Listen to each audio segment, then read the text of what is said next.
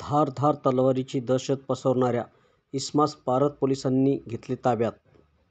Paradh police ठाण्याचे सहाय्यक police निरीक्षक संतोष माने यांनी आज दिनांक 4/3/2025 रोजी गुप्त बातमीदारामार्फत माहिती मिळाली की कोदा या गावी ऋषिकेश उत्तम घनगाव राहणार कोदा तालुका भोकरदन जिल्हा जालना हा त्याच्याजवळ कोणतीही शस्त्र परवानगी नसताना एक धारदार तलवार ही जवळ बाळगून तिची दहशत पसरवत आहेत अशा गुप्त बातमीप्रमाणे पोलीस उपनिरीक्षक व्ही.एस. नेमाने व पोलीस हवालदार प्रकाश सिनकर यांनी प्राप्त गुप्त बातमीच्या ठिकाणी छापा मारून ऋषिकेश उत्तम घनगाव राहणार कोदा तालुका भोकरदन जिल्हा जालना यांच्या ताब्यातून एक लोखंडी धारदार तलवार जप्त केली असून सदर प्रकरणात दिनांक 4/3/2025 रोजी आरोपीस ऋषिकेश उत्तम घनगाव राहणार कोदा तालुका भोकरदन जिल्हा जालना यांच्याविरुद्ध पोलीस स्टेशन पारध येथे पोलीस हवालदार प्रकाश सिनकर यांच्या फिर्यादीवरून भारतीय हत्यार कायदा सह 135 महाराष्ट्र पोलीस अधिनियम अन्वये गुन्हा दाखल करण्यात आला आहे.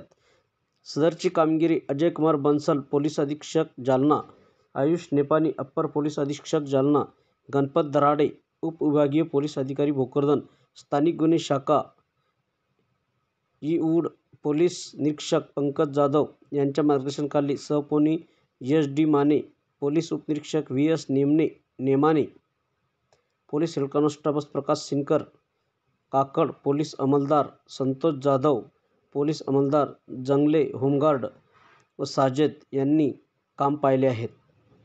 News reporter Hari Borade, Zee India 24 तास न्यूज.